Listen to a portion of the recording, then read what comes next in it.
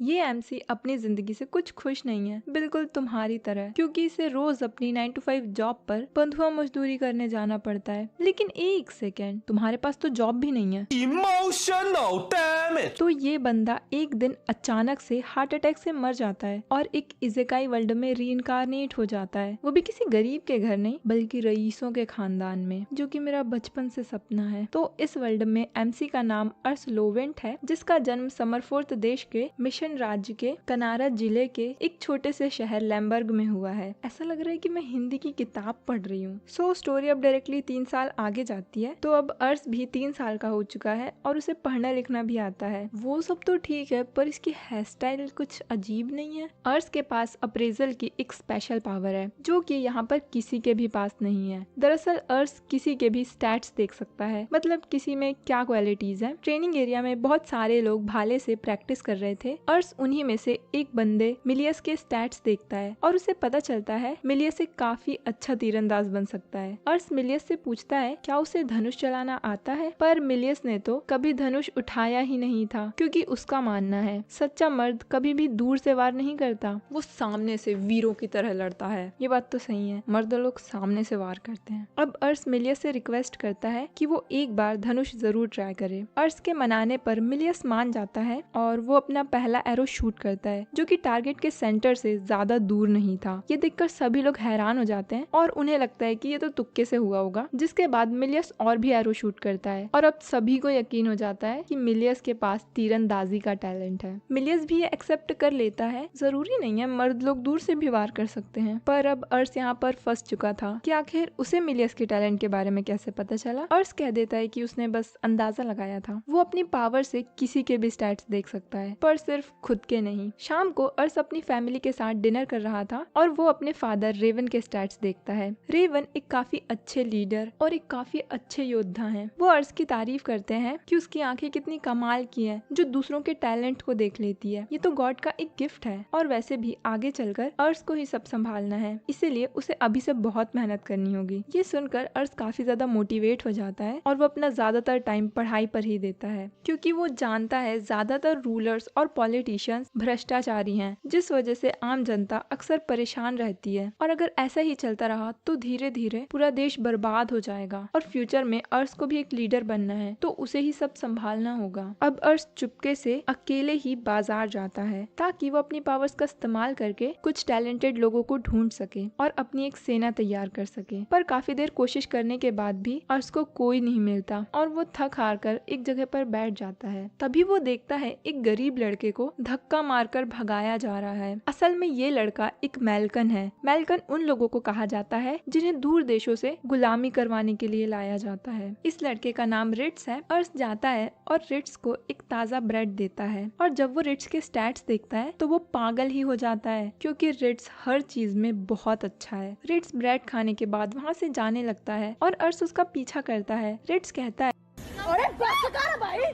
पर अर्स तो उसे #अर्स आर्मी में ज्वाइन करवाना चाहता था। रिट्स इस ऑफर के लिए डायरेक्टली मना कर देता है, क्योंकि एक मैल्कन किसी नोबल के साथ कैसे काम कर सकता है। जिसके बाद रिट्स वहाँ से जाने लगता है और उसके पेट से गुड़गुड़ की आवाज आती है। अर्स उसे लालच देता है कि अगर वो आर्मी ज्वाइन कर लेगा तो उसे बहुत टेस्टी टेस्टी खाना खाने मिलेगा। रिट्स खाने के लालच में अर्स के साथ चले जाता है, पर लोवेंट हाउस में रिट्स को अर्स से अलग नॉर्मल बर्तनों में खाना दिया जा रहा था, क्योंकि वो छोटी जात का है। ये देखकर अर्स को अच्छा नहीं लगता और वो अपनी चेयर खींचकर रिट्स के पास जाकर बैठ जाता है और उसके साथ अपना खाना शेयर करता है। मेट्स अर्स को बताते हैं रिट्स को खाना खाकर जल्दी यहाँ से निकलना होगा, पर अर्स तो उनसे लड़ लेता है, क्योंकि रिट्स उसका मेहमान है और वो जब तक चाहे यहाँ रह सकता है। खाना खाने के बाद अर्स रिट्स को अपने फादर से मिलवाता है ताकि वो उनकी परमिशन ले सके, पर उसके फादर तो रिट्स को देखते ही मना कर देते हैं, क्योंकि एक मैल्कन उनके आर्मी नहीं ज्वाइन कर सकता। अर्स कहता है भले ही इसकी शक्ल चोरों जैसी है, पर इसमें कूट कूट कर टैलेंट भरा है। रावन फिर भी उसे मना ही करते हैं, क्योंकि एक मैल्कन में टैलेंट हो ही नहीं सकता। जिसके बाद अर्स कहता है कि रिट्स अपना टैलेंट प्रूव भी कर सकता है। रावन रिट्स के साथ 1v1 बैटल करना चाहते थे ताकि वो देख सके कि आखिर रिट्स में इतना कितना टैलेंट है। अगर वो ये बैटल जीत गया तो वो आर्मी ज्वाइन कर सकता है, और इस बैटल में रावन सिर्फ अपना एक ही हाथ यूज करेंगे, क्योंकि वो रिट्स से कई ज्यादा स्किल्ड है। बैटल में जाने से पहले अर्स रिट्स से कहता है अगर वो चाहे तो मना कर सकता है, पर अर्स सच में चाहता चाहता है कि रिट्स उसके साथ हो। ये सुनकर रिट्स काफी मोटिवेट हो जाता है और वो अर्श से प्रॉमिस करता है कि वो अपना बेस्ट देगा। जिसके बाद ये लोग ग्राउंड में पहुंचते हैं और अपने लिए एक एक प्रैक्टिस स्वॉर्ड चुन लेते हैं। अब इनकी फाइट शुरू होती है और रावन के पहले ही अटैक से रिट्स को पता चल जाता है कि रावन कितने स्ट्रॉन्ग है। रावन कंटिन्यूअसली रिट्स पर अटैक करते जा रहे थे और रिट्स जैसे तैसे उनके सभी अटैक्स को डॉज कर रहा था। वहाँ मौजूद लोग बात कर रहे थे कि आखिर ये मैल्कन खुद को समझता क्या है, उसने सोच भी कैसे लिया कि वो लॉर्ड का सामना कर पाएगा। जिसके बाद रावन रिट्स के शोल्डर पर अटैक करते हैं और वो काफी दूर जाकर गिरता है। ये सब रावन ने सिर्फ एक हाथ से किया था, पर फिर भी रिट्स हार नहीं मानता। वो अर्श के लिए दोबारा उठता है। वो अपनी पूरी ताकत से रावन पर हमला करता है और उन्हें हरा देता है। वादे के मुताबिक रावन रिट्स को आर्मी में ले लेते हैं क्योंकि उन्हें यकीन था आगे चल के रिट्स उनके लिए बहुत काम आएगा। जो लोग रिट्स को नीचा दिखा रहे थे अब वो भी उसकी तारीफ करने लगते हैं। जिसके बाद रिट्स को उसका कमरा और नए कपड़े मिल जाते हैं। अपनी नई यूनिफॉर्म पहनकर रिट्स काफी ज्यादा अच्छा लग रहा था। वो अर्श का शुक्रिया अदा करता है क्योंकि अगर अर्श ने उसकी मदद ना की होती तो वो सड़कों पर भीख मांगते हुए ही मर जाता। वक्त बीतता जाता है और रिट्स अपनी स्किल्स को और भी ज्यादा बेहतर कर लेता है। उसने तो अब बैटल्स में जाना भी शुरू कर दिया था, साथ ही वो अपनी पढ़ाई भी करता है। धीरे धीरे घर में सभी लोगों ने रिट्स को एक्सेप्ट कर लिया। मेड्स तो रिट्स की तारीफ करती हैं कि स्ट्रॉन्ग होने के साथ साथ रिट्स कितना हैंडसम है। ये वही मेड्स हैं जो उस बेचारे को गंदे बर्तनों में खाना दे रही थी और अब ये इनको हैंडसम लगने लगा। दोगलापन देख रहे हो। खैर, रिट्स अर्श को ट्यूशन देता है जिसमें वो बताता है ये लोग समरफोर्थ एम्पायर में रहते हैं जो 7 किंगडम से मिलकर बना है, पर 203 साल पहले एंसेल के किंग ने बाकी 6 किंगडम्स पर भी कब्जा कर लिया और पूरे देश का किंग बन गया। आज उनका एक वारिस जो किंग है वो अभी सिर्फ 8 साल का है, इसीलिए सारी पावर्स उन पॉलिटिशियंस के हाथ में है जो किंग के करीबी हैं। वो लोग बस अपने फायदे के लिए किंग की पावर्स का गलत इस्तेमाल कर रहे हैं, जिस वजह से पूरे देश में लड़ाई और दंगे हो रहे हैं। मिशन किंगडम का गवर्नर काफी बूढ़ा हो चुका है और कभी भी टपक सकता है। उसके 2 बेटे हैं। वैसे तो राजगद्दी बड़े बेटे को दी जाती है, पर यहाँ छोटा बेटा ज्यादा काबिल है। तो गवर्नर के जाने के बाद इन दोनों के बीच लड़ाई तो जरूर होगी। अर्श सोचता है अगर ऐसा हुआ तो उसके फादर किसकी साइड लेंगे। फ्यूचर में अर्श भी एक लॉर्ड बनेगा और कहीं ना कहीं वो भी इन सब चीजों का हिस्सा होगा। इसीलिए वो अपनी पावर्स का इस्तेमाल करके काबिल लोगों की एक टीम बनाना चाहता है जिनकी मदद से वो अपने राज्य को ऊंचाइयों तक लेकर जाए। अब रिट्स और अर्श टैलेंटेड लोगों को ढूंढने के लिए टाउन की तरफ जाते हैं। वहीं बाहर रावन अपनी ट्रेनिंग कर रहे थे। वो अर्श से कहते हैं अच्छा होगा कि अगर इन्हें कोई ऐसा मिल जाए जिसके पास मैजिक का टैलेंट हो, क्योंकि मेज बैटल फील्ड में बहुत ज्यादा काम आते हैं और अभी आर्मी में किसी के भी पास हाई लेवल मैजिक नहीं है। इवन अर्श के पास भी नहीं। उसे तो बस मैजिक का के आता है। जिसके बाद ये लोग घोड़े पर बैठकर कनायर डिस्ट्रिक्ट पहुंचते हैं। यहाँ अर्श बहुत सारे रईस लोगों को देखता है और कहता है वो एक दिन लैम्बर्ग के लोगों को भी ऐसी ही लाइफ देना चाहता है। अब अर्श अपनी पावर्स का इस्तेमाल करता है और लोगों के स्टैट्स देखता है, पर फिर भी उसे कोई भी काबिल इंसान नहीं मिलता। सभी के पास बस लो लेवल स्किल्स थी। बहुत देर तक ढूंढने के बाद भी अर्श को कोई नहीं मिलता और वो थक हार कर एक फाउंटेन के नीचे बैठ जाता है। रिट्स उसे हिम्मत देता है कि उन लोगों ने अभी ही शुरू किया है, अभी उनके पास बहुत टाइम है और शाम तक उन्हें कोई ना कोई मिल ही जाएगा। जिसके बाद ये लोग टाउन को एक्सप्लोर करते हैं। तब अर्श की नजर कुछ गरीब लोगों पर जाती है। उसे रियलाइज होता है कि जो टाउन उसे ऊपर से सुंदर और अमीर लग रहा है, वहाँ ऐसे भी लोग रहते हैं जिनके सर में छत नहीं है, खाने को खाना नहीं है और पहनने को कपड़े नहीं है। वो चाहता है कि वो एक ऐसी जगह बनाए जहाँ कोई भी इंसान भूखा ना सोए। रिट्स को ये सुनकर काफी अच्छा लगता है कि अर्श सभी के बारे में सोचता है और एक टाइम पर वो भी ऐसी ही जिंदगी जिया करता था। जिसके बाद रिट्स अर्श को कुछ खिलाने लेकर जाता है। इतना सारा डिलीशियस खाना देखकर रिट्स का तो दिल गार्डन गार्डन हो जाता है। वो बहुत सारी अलग अलग चीजें ट्राई करता है और अपने लिए एक कैंडी लेने जाता है, पर तभी एक बच्चा उसका पर्स छीनकर वहाँ से भाग जाता है। रिट्स बिना वक्त गवाए और उसको अपनी गोदी में उठाता है और उस चोर का पीछा करता है। भागते भागते ये लड़की एक गली में जाती है जहाँ उसे 3 गुंडे पकड़ लेते हैं और बहुत बुरे तरीके से पीटने लगते हैं। अर्श उन्हें रोकता है, पर वो लोग अर्श को ही मारने आने लगते हैं, पर रिट्स के होते हुए कोई अर्श को छू भी नहीं सकता। रिट्स अकेले ही सबको धूल चटा देता है और वो लोग अपनी जान बचाकर वहाँ से भाग जाते हैं। जिसके बाद अर्श उस लड़की के स्टैट्स चेक करता है और उसे पता चलता है ये लड़की एस रैंक की मेज है, मतलब टॉप लेवल की जादूगर। इसकी बाकी स्किल्स भी कमाल की थी। इस लड़की का नाम शार्लेट है और ये एक अनाथ है जो सड़कों पर ही रहती है। अपना पेट पालने के लिए शार्लेट लोगों से खाना भी मांगती है, पर वो लोग इसे मारकर भगा देते हैं और मजबूरी में इसे चोरी करनी पड़ती है। अर्श शार्लेट से डायरेक्टली पूछ लेता है, क्या तुम मेरी #अर्श आर्मी ज्वाइन करोगी? शार्लेट सीधे ही मना कर देती है क्योंकि वो किसी बच्चे की नौकर नहीं बनना चाहती। रिट्स कहता है वो शार्लेट के ओपिनियन की कद्र करता है, पर उसने अर्श का पर्स चुराया है जो कि अब उसे वापस करना होगा। शार्लेट चुपचाप उसे पर्स वापस दे देती है क्योंकि इन लोगों ने उसकी जान बचाई है। अर्श समझ जाता है कि इसे पर्स चुराने की जरूरत पड़ रही है, मतलब इसकी जिंदगी आसान नहीं है और वो उसे अच्छा खाना और सैलरी भी देगा। पर शार्लेट को लगता है अर्श के पास पैसा है तो वो खुद को महान समझ रहा है और शार्लेट के सामने पैसों का घमंड दिखा रहा है। अर्श उसे समझाने की कोशिश करता है कि वो ऐसा नहीं है, वो तो बस शार्लेट की मदद करना चाहता है। पर शार्लेट समझना ही नहीं चाहती थी क्योंकि उसे लगता है कि रईस लोग बस गरीबों का इस्तेमाल करना जानते हैं, वो उन्हें गुलामों की तरह ट्रीट करते हैं। असल में शार्लेट को भी किसी स्लेव ट्रेडर ने एक नोबेल आदमी को बेच दिया था, पर वो उनसे बच के भाग गई थी और ये 3 गुंडे उसे वापस लेने आए थे। अर्श कहता है अगर ऐसा था तो शार्लेट को कहीं दूर देश में भागना था, वो इसी शहर में क्यों रुकी हुई है। तभी वहाँ 4 छोटे छोटे बच्चे भागते हुए आते हैं जिनका इस दुनिया में कोई नहीं है और शार्लेट ही इनका ध्यान रखती है। वो इन छोटे छोटे बच्चों को इस तरह से छोड़कर कहीं नहीं जा सकती। अर्श को बहुत बुरा लगता है और वो शार्लेट को अपना पर्स खुशी खुशी दे देता है। ये लोग आज की रात कैनार में ही रुकते हैं। अर्श बालकनी में ही बैठा हुआ था और शार्लेट के बारे में ही सोच रहा था। तभी उसके पास रिट्स आता है और उससे कहता है वो समझ सकता है शार्लेट के साथ नोबल्स ने जरूर बहुत बुरा सलूक किया है, इसीलिए वो सभी नोबल्स को उसी नजरिए से देखती है। पर इस वक्त ये लोग कुछ नहीं कर सकते और बहुत रात हो चुकी है, अर्श को अंदर चलना चाहिए। तभी अर्श देखता है वही 4 बच्चे शार्लेट का नाम चिल्लाते हुए कहीं भाग रहे थे। अर्श तुरंत ही उनके पास जाता है और उनसे पूछता है कि आखिर हुआ क्या है।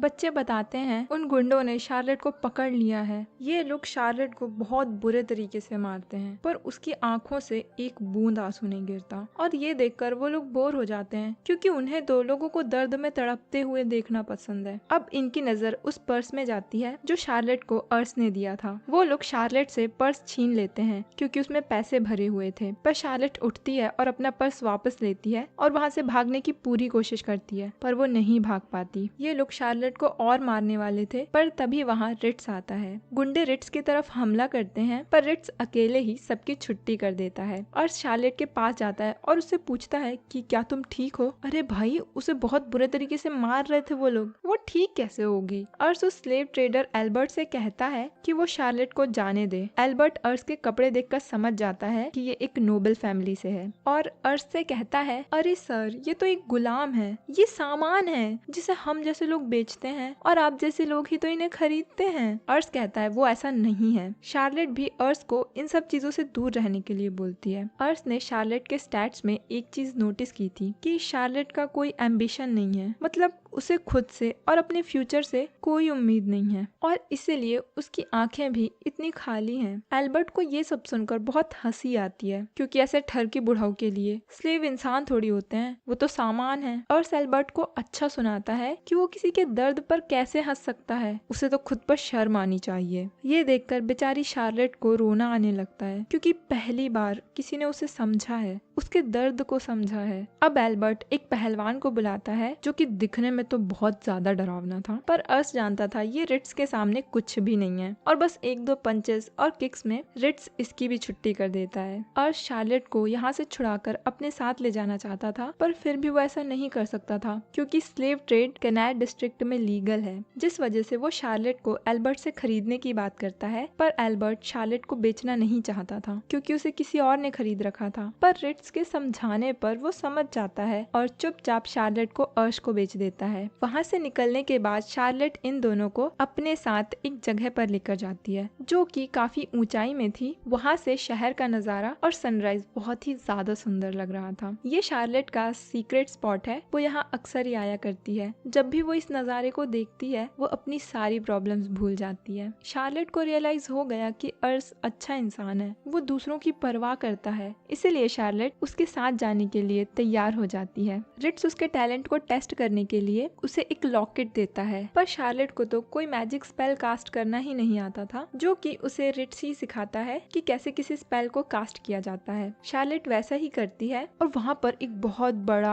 आग का गोला बन जाता है जो कि अपने आप ब्लास्ट हो जाता है। ये इतना बड़ा था कि शहर के लोग भी इसे देख लेते हैं और सर रिट्स का तो मुंह खुला का खुला रह जाता है। इवन शार्लेट को भी खुद पर यकीन नहीं हो रहा था कि वो ये भी कर सकती है और शार्लेट को अपने टैलेंट से काफी खुशी होती है। वो रिट्स के साथ जाने के लिए तो तैयार थी पर फिर भी उसे कहीं ना कहीं उन 4 बच्चों की चिंता थी। शार्लेट के जाने के बाद वो लोग कैसे जिएंगे। अर्स बताता है शार्लेट को रहने के लिए घर दिया जाएगा, खाने के लिए खाना दिया जाएगा और कुछ सैलरी भी मिलेगी जिससे वो बच्चों की मदद कर सकती है। शार्लेट अर्स का शुक्रिया अदा करती है क्योंकि यहाँ से शार्लेट की जिंदगी अब बदल जाएगी। जाने से पहले वो अपने 4 नन्हे दोस्तों से मिलती है। वो सभी लोग काफी इमोशनल हो जाते हैं पर खुशी खुशी शार्लेट को अलविदा कर देते हैं, जिसके बाद वो अर्स के साथ लैम्बर्ग चले जाती है। रावन शार्लेट को देखते ही मना कर देते हैं क्योंकि औरतें वार में नहीं जाती, पर जब वो उसका टैलेंट देखते हैं वो शार्लेट से कहते हैं, अरे बेटा बाहर क्यों खड़ी हो, अंदर चलो ना। वक्त बीतता जाता है और अब अर्स 6 साल का हो चुका है। पड़ोसी किंगडम के साथ इनके थोड़े मसले चल रहे हैं जिसे सुलझाने के लिए इन्हें जंग पर जाना पड़ता है। सभी लोगों की मेहनत और हार्ड वर्क की वजह से ये लोग जंग जीत भी जाते हैं, पर स्टार ऑफ द शो तो शार्लेट है जिसे लोवेंस लेडी ऑफ फ्लेम्स के नाम से जाना जाने लगा। शार्लेट अपने टैलेंट की वजह से बहुत ही कम टाइम में पूरे राज्य में फेमस हो गई और अब अर्स की जायदाद में 2 और हिस्सेदार आ चुके हैं जो कि ट्विंस हैं, एक लड़का है और एक लड़की। रिट्स को पता चलता है उनके टाउन में अभी अभी एक हंटर की फैमिली आई है जिसमें 2 भाई काफी ऊंचे और स्ट्रॉन्ग हैं। चारों तरफ बस इनकी ही चर्चा हो रही है और शायद अर्स को इनमें भी कोई टैलेंट दिख जाए। अर्स ये जानकर काफी खुश होता है और इन हंटर भाइयों से मिलने जंगल की तरफ जाता है। ये लोग घोड़े पर बैठकर निकल ही रहे होते हैं और शार्लेट भी इनके साथ जाना चाहती थी क्योंकि आज उसकी छुट्टी है, पर ये 3 लोग घोड़े पर काफी अनकंफर्टेबल फील कर रहे थे, स्पेशली अर्स, और बेचारा घोड़ा तो चल भी नहीं पा रहा था। रिट्स कहता है शार्लेट को उतर जाना चाहिए क्योंकि उसके वेट की वजह से घोड़ा चल भी नहीं पा रहा। इनडायरेक्टली उसने शार्लेट को मोटी बोल दिया। शार्लेट कहती है कि रिट्स को उतरना चाहिए क्योंकि वो ज्यादा भारी है। अब ये दोनों आपस में लड़ रहे होते हैं पर बेचारा अर्स अलग ही परेशान था। तभी इनके सामने से मेरी बहन जा रही थी जिसे कोई तीर मार देता है। RIP बहन। ये लोग वही हंटर्स हैं जिनकी बात रिट्स कर रहा था। अर्स इनके स्टैट्स चेक करता है और ये दोनों ही बहुत काबिल हैं। गेटस इन्फेंट्री में A रैंक पर है और मार्कस तीरंदाजी में। अर्स तो खुशी हो जाता है और इन दोनों को #अर्स आर्मी ज्वाइन करने बोलता है, पर इनका मानना था पहले पेट पूजा फिर काम दूजा। ये लोग अपने मेहमानों को बहुत स्वादिष्ट भोजन खिलाते हैं जो कि तीनों को ही काफी पसंद आता है। अब अर्स इनके फादर से डायरेक्ट बात करता है कि वो चाहता है कि उनके दोनों ही बेटे #अर्स आर्मी ज्वाइन कर लें। ये सुनकर पिताजी तो बहुत खुश होते हैं क्योंकि बेटों को भी अपना नाम कमाने का मौका मिल रहा है और वो मान जाते हैं। वो ये भी बताते हैं कि अर्स की उम्र का ही उनका एक और बेटा है रोजेल, पर वो अर्स की तरह मैच्योर नहीं है। मुझे लगता था कि सिर्फ देसी पेरेंट्स ऐसे कंपेयर करते हैं, पर लगता है ये एक यूनिवर्सल चीज है। इतनी देर में रोजेल वहाँ से एक ब्रेड चुराकर भागता है, पर उसके पिताजी उसको पकड़ लेते हैं और डांटते हैं कि वो मेहमानों को नमस्ते किए बगैर ही जा रहा है। अर्स को स्टैट से पता चलता है कि रोजेल असल में कितना स्मार्ट है। उसके तो होश ही उड़ जाते हैं ये जानकर, और वो भी उसे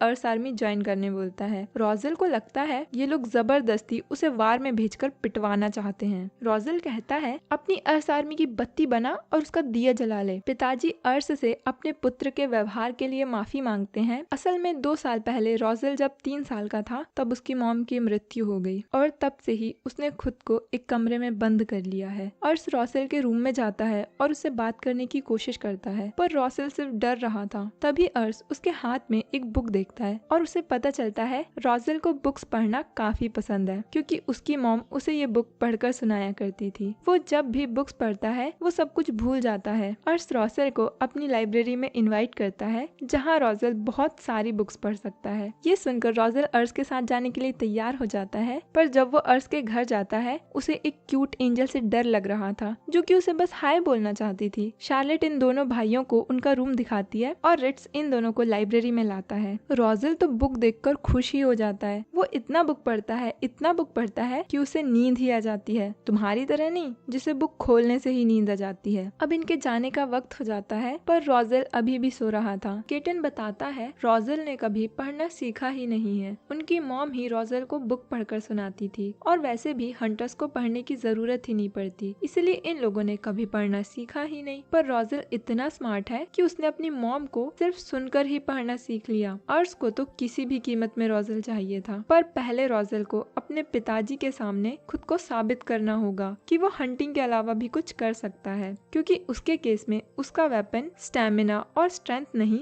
बल्कि उसका दिमाग है। रोजेल अपने दिमाग का इस्तेमाल करके एक ट्रैप बनाता है जिसमें उसके भाई उसका सपोर्ट करते हैं। अब क्योंकि दोनों बड़े भाई घर से चले जाएंगे तो पिताजी को खुद हंटिंग करनी होगी, इसलिए रोजेल ने दिमाग लगाकर एक ट्रैप बनाता है जिसमें मेरी बहन खुद ही आके फंस जाती है और उसमें इतना दिमाग तो है नहीं कि वो बाहर निकल पाए। रोजेल ने कुछ ऐसे पौधे भी लटका दिए हैं जिनकी स्मेल से मदर और बेबी पिगीज दूर रहें, और अगर गलती से कोई बेबी फंस भी गया तो उसके जाने के लिए रास्ता भी है। पिताजी कहते हैं रोजेल तुम मेरे घर से निकल जाओ, कल अपने भाइयों के साथ चले जाना। रोजेल को लगता है उसके पिताजी उससे नफरत करते हैं, क्योंकि जब से वो पैदा हुआ है तब से ही उसकी मॉम की तबीयत अक्सर खराब रहती थी और ऐसे ही उनकी मृत्यु भी हो गई। रोजेल खुद को अपनी मॉम की मौत का जिम्मेदार मानने लगा और खुद को एक कमरे में बंद कर लिया। रात को ये लोग छत में चढ़कर फेयरवेल मना रहे थे। दोनों भाई पिताजी का शुक्रिया अदा करते हैं उन्हें पाल पोस कर बड़ा करने के लिए। पिताजी कहते हैं मेरा नहीं,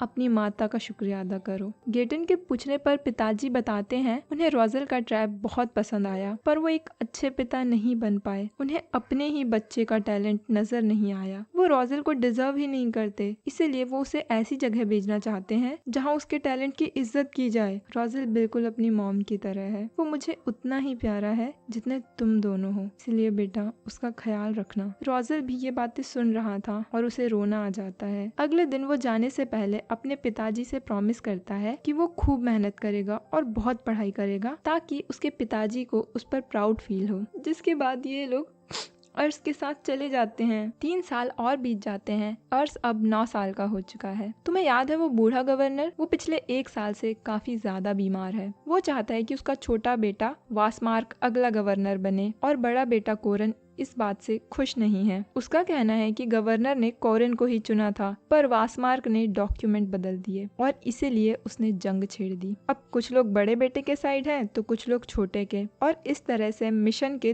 2 हिस्से हो गए। इस सिचुएशन का फायदा उठाते हुए पड़ोसी किंगडम शीट्स ने इन पर हमला कर दिया और इसी एरिया में अर्श का भी टाउन है। पर उसके फादर की तबीयत कुछ ठीक नहीं रहती, इसलिए अब अर्श को खुद को तैयार करना होगा युद्ध में जाने के लिए। पर रावण ये नहीं चाहते थे, क्योंकि अर्श अभी भी बच्चा ही है और उन्होंने इस बच्चे की एंगेजमेंट तय कर दी एक दूसरी बच्ची के साथ।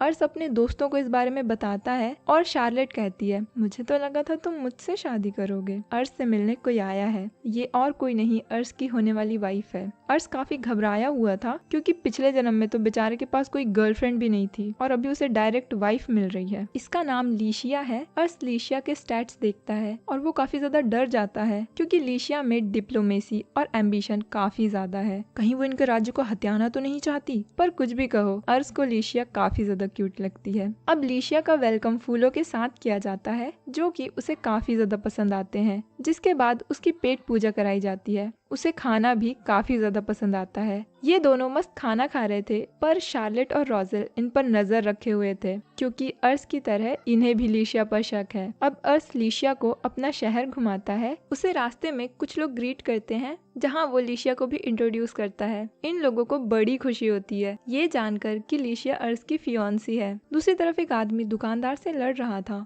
क्योंकि दुकानदार ने गलत चीज बना दी। अर्श सोचता है उसे लड़ाई सुलझाने जाना चाहिए, इससे लीशिया के सामने उसकी इज्जत बनेगी। पर अगर लड़ाई नहीं सुलझी तो बहुत गंदी बेइज्जती होगी। तभी लीशिया कहती है कि वो अर्श के लिए लड़ाई को सुलझा सकती है, पर बदले में उसे एक फेवर चाहिए। जिसके बाद वो उन लोगों के सामने खुद को इंट्रोड्यूस करती है। वो लोग तो अपनी लड़ाई ही भूल जाते हैं और अर्श को कांग्रेट्स करने लगते हैं। लीशिया कहती है कि इनकी लड़ाई साउंड स्टोन और फ्लेम स्टोन के लिए हो रही है, तो अगर ये लोग चाहें तो लीशिया इनके साथ ट्रेड कर सकती है और वो इन लोगों को ज्यादा कीमत देने को भी तैयार है। अब इनका सारा मसला हल हो जाता है और लीशिया तो सारा क्रेडिट अर्श को ही दे देती है। कि अर्श ने ही उसे ये सजेस्ट किया था और वहाँ के लोग तो अर्श को अभी से अपना लॉर्ड मान लेते हैं। शाम को वापस घर जाते वक्त लिशिया अर्श से उस फेवर के बारे में बात करती है। वो बस ये जानना चाहती थी कि अर्श को किस तरह के लोग पसंद है। पहले तो अर्श को समझ नहीं आता कि ये कैसा सवाल है। फिर वो थोड़ा सोचता है और कहता है उसे सच बोलने वाले लोग पसंद है, जो माइंड गेम्स नहीं खेलते। लिशिया को एक ऑनेस्ट आंसर मिल जाता है और वो काफी खुश हो जाती है। रात को खाना वाना खाने के बाद अर्श सोने जा रहा था और वो सोच रहा था कि आखिर लिशिया के दिमाग में चल क्या रहा है, और लिशिया उसके बेड पर ही थी। भाई ये अभी सिर्फ 8-9 साल के हैं। असल में लिशिया अर्श से कुछ पर्सनल बात करना चाहती है। वो बताती है उसके पास एक स्पेशल टैलेंट है। वो इंसान को देखकर ही बता सकती है कि वो क्या फील कर रहा है, क्या सोच रहा है, भले ही वो छुपाने की कितनी भी कोशिश कर ले। जब वो अर्श से मिली थी तब अर्श उसे शक की नजरों से देख रहा था। उसने इवन अर्श को कंफर्टेबल कराने की भी कोशिश करी पर कुछ काम नहीं किया। और आखिर ऐसा है क्या जिस वजह से अर्श लिशिया पर भरोसा नहीं कर रहा? अब अर्श भी लिशिया से कुछ नहीं छुपाता और उसे बता देता है अपनी सुपर पावर्स के बारे में, जिस वजह से उसे लगा कि लिशिया के इरादे ठीक नहीं हैं और उसने लिशिया पर शक किया। लिशिया अर्श की बातों पर यकीन कर लेती है और उसे बताती है उसमें एम्बिशन है एक ऐसे इंसान को पाने का जिसे लिशिया से लव एट फर्स्ट साइट हो जाए। अब ये दोनों ही शर्माने लगते हैं। लिशिया ने नोटिस किया था लैम्बर्ग के लोग अर्श को अपने लॉर्ड से ज्यादा अपनी फैमिली मानते हैं, तभी वो लोग लिशिया के बारे में जानकर इतने खुश हो गए थे। इसीलिए अब लिशिया भी अर्श से प्यार करने लगी है और वो उससे शादी भी करना चाहती है। यार ये लोग सच में 8-9 साल के हैं। मतलब इस उम्र में बच्चे घर घर खेलते हैं और ये लोग एक दूसरे के बेडरूम में घुसकर घर बसा रहे हैं। भाई ये क्या हो रहा है? अपनी फीलिंग्स एक्सप्रेस करके लिशिया अपने रूम में चले जाती है और अर्श भाई इधर पागल हो रहे थे कि किसी लड़की ने उसे प्रपोज किया है। अगले दिन लिशिया अपने घर के लिए निकल जाती है। उसने अपने आसपास हमेशा ऐसे लोगों को देखा है जो हमेशा दिखावा करते हैं। सभी लोग बस झूठ बोलते हैं और अपनी पोजीशन बढ़ाने के लिए एक दूसरे को नीचा दिखाते हैं ताकि इन लोगों की इज्जत समाज में बनी रहे। और इसीलिए लिशिया को अपनी ये पावर एक श्राप की तरह लगती थी क्योंकि वो लोगों के नेगेटिव इमोशंस को समझ पाती थी। पर एक दिन उसने देखा एक हाई क्लास लड़के को एक मिडिल क्लास लड़की से प्यार हो जाता है और वो इसे झूठ फरेब की दुनिया से दूर ले जाता है। इसलिए लिशिया को भी एक बड़े घर में शादी करनी थी। पर जब वो अर्श से मिली उसने देखा कि अर्श के लिए कोई छोटा बड़ा नहीं है, वो सभी के लिए काइंड है और उसे अपने लोगों के लिए एक बेहतर राज्य बनाना है। वो अपने टाउन के लोगों को अपनी फैमिली मानता है। इनकी ये दुनिया कितनी खूबसूरत है और बस इसीलिए लिशिया को अर्श से प्रेम विवाह करना है। वक्त बीतता गया और ये दोनों एक दूसरे को खत भेजने लगे कि क्या मेरे बाबू ने थाना थाया। और अब अर्श भी लिशिया को पसंद करने लगा है। वो डिसाइड करता है कि वो जल्द ही लिशिया को इस बारे में बता देगा। पर रावेन की तबीयत अब और भी ज्यादा खराब होने लगी है। 2 साल और बीत जाते हैं पर रावेन की तबीयत में कोई सुधार नहीं आता। डॉक्टर ने भी कह दिया था कि अब रावेन के पास ज्यादा वक्त नहीं है। दूसरी तरफ बूढ़े गवर्नर का कोई मर्डर कर देता है। सैनिकों ने उस मुजरिम को घेर लिया था पर वो खिड़की से कूदकर अपनी जान दे देता है। ये राज भी उसी के साथ चला जाता है कि उसे किसने भेजा था। रावेन को भी इस बारे में पता चलता है और वो अपनी चिल्हर पार्टी से डिस्कस करते हैं। रोजेल बताता है कि अब लाशें बिछेंगी, लाशें, खून की बारिश होगी। इनके डिस्ट्रिक्ट का हेड लॉर्ड लुमेर तो कोरन को ही सपोर्ट करेगा और यही लैम्बर्ग भी फॉलो करेगा। अगले ही दिन लॉर्ड लुमेर का लेटर आता है और वो कनाय डिस्ट्रिक्ट के सभी लॉर्ड की एक मीटिंग रखते हैं। रिट्स और शार्लेट जाने के लिए तैयार थे क्योंकि रावेन की हालत ठीक नहीं है, पर अर्श खुद भी जाता है अपने पिता के बदले और इस बारे में रावेन को कुछ नहीं पता। अर्श गार्ड को अपना इंट्रोडक्शन देता है और इनविटेशन कार्ड दिखाता है, पर गार्ड को उस पर भरोसा नहीं था। पर जैसे ही वो गार्ड शार्लेट को देखता है वो उसे तुरंत ही पहचान लेता है और रिट्स को देखकर तो वो डर ही जाता है कि उसके सामने रिट्स खड़ा है। अंदर जाते ही इन्हें लॉर्ड लुमेर का असिस्टेंट मिनस मिलता है और इसके स्टैट्स भी कुछ कम नहीं थे। वो तो रिट्स और शार्लेट को लुमेर आर्मी ज्वाइन करने का ऑफर भी देता है, पर ये दोनों उसे साफ मना कर देते हैं क्योंकि ये लोग लोवेंट फैमिली के लिए लॉयल हैं। अब ये तीनों मीटिंग में जाते हैं। अर्श काफी ज्यादा नर्वस था। वो सबके सामने अपना इंट्रोडक्शन देता है पर किसी को कोई फर्क नहीं पड़ता। कोमेर टाउन के लॉर्ड अर्श को पहचान लेते हैं क्योंकि वो अर्स के साथ बचपन में खेला करते थे। इवन वो तो अर्स के लिए कुकीज भी लाए थे। पर दूसरी तरफ टोरबे क्वेस्टा के लॉर्ड काफी ज्यादा गुस्से में थे। अब यहाँ लॉर्ड लुमेर आते हैं जो पूरे कैनार डिस्ट्रिक्ट के लॉर्ड हैं। स्टैट्स के अकॉर्डिंग ये सभी चीजों में काफी अच्छे हैं। लुमेर सभी को अपना फैसला सुनाते हैं कि वो कोरन के साइड हैं और कभी भी सिविल वार स्टार्ट हो सकती है। पड़ोसी राज्य शीट्स सिचुएशन का फायदा उठाकर कभी भी हमला कर सकता है, तो सभी को अपनी सेना के साथ तैयार रहना होगा। लुमेर अर्स के पास आते हैं और उससे कहते हैं, मैंने तुम्हारे पिता के बारे में सुना, दुआ करूंगा वो जल्दी ठीक हो, और मुझे बहुत खुशी है कि तुम इतनी कम उम्र में भी अपने पिता की काम में मदद कर रहे हो। अर्स कहता है वो अपना बेस्ट देगा। साथ ही उन्हें रिट्स और शार्लेट से भी काफी उम्मीदें हैं। लुमेर के जाने के बाद हैमंड अर्स के पास आते हैं। ये और कोई नहीं, लीशिया के फादर है। वो अर्स से लीशिया के बारे में बात करना चाहते थे। असल में लीशिया कुछ दिनों से काफी चिंतित है क्योंकि अर्स उसके खत का रिप्लाई नहीं कर रहा।